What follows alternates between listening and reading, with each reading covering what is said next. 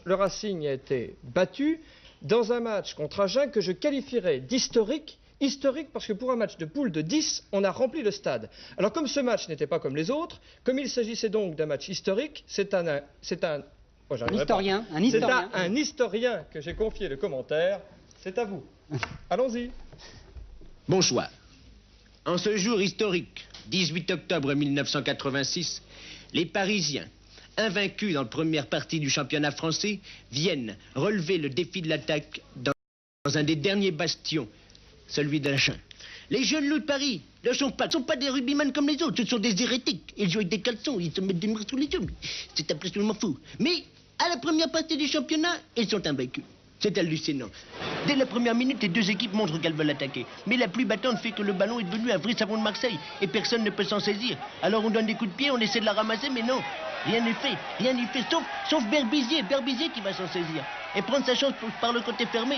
Il va filer le long de la ligne, va relever la tête et va délivrer une grande chandelle sur la tête de Pouillot. Mais les avants agenais vont se précipiter, vont le bousculer. L'arbitre se doit de sanctionner cette faute. Ensuite, sur une touche à la faveur d'Agen, c'est Cabane qui prend la balle. Martinez transmet à Ménel et puis Blanc va aller défier les défenses agenaises. Mais il est trop petit, Blanc. Il est trop petit. Martinez va sauver l'action, car s'il a une main gauche en or, il a un pied gauche qui n'est pas mal non plus. Puis c'est une touche à la faveur d'Agen et Cabane se saisit de la balle. Et Mombé va aller défier les Agenais, mais la muraille agenaise ne cède pas. Mais concède une mêlée tout de même. Et la mêlée, c'est la surprise, parce que, regardez, les avants agenais se font enfoncer, Alière se saisit de la balle et il va marquer, tout le monde y croit, sauf l'arbitre. Touche à nouveau. Eugène se saisit de la balle pour Ménel, et les Parisiens vont tenter d'éclairer le jeu, non content de l'éclairage d'Armandie. Et puis la fond blanc vont se bousculer, Béraud va se saisir de la balle et les Agenais vont attaquer, car ils attaquent de leur 22 mètres, oui.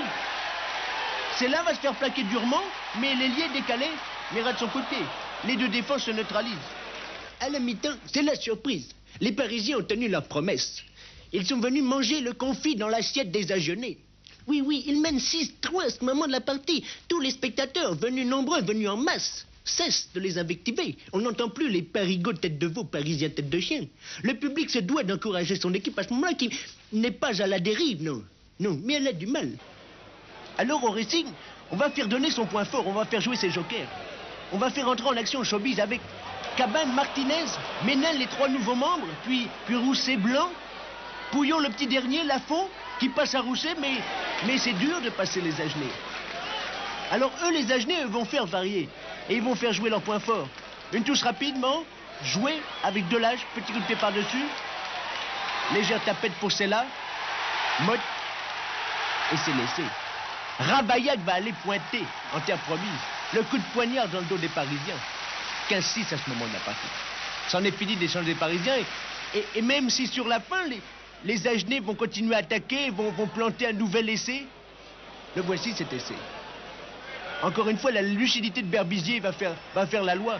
Et par un merveilleux coup de pied décoché le long de la ligne, qui restera sur un rail, Ravaillac, encore lui, va aller pointer. Eh bien non, on ne change pas le cours de l'histoire. Les Agenais sont restés maîtres chez eux. Ils ont montré aux Parisiens le beau jeu. Ils leur ont marqué 2 essais. Et le commando des Racingmen, emmené par l'Arménien, ne peut rien faire contre l'armada des avants agenais qui, sur les 10 dernières minutes, leur montraient qui étaient les meilleurs.